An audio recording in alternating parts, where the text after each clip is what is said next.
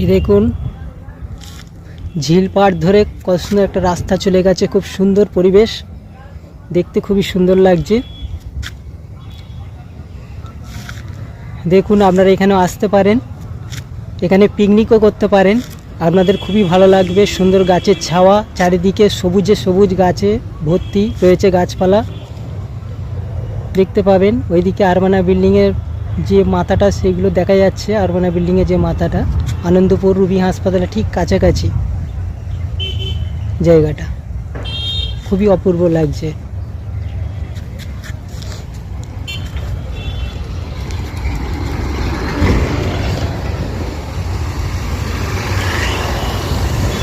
দেখুন এই রোড যাচ্ছে, দেখতে পাচ্ছেন আপনারা, সুন্দর একটি রোড,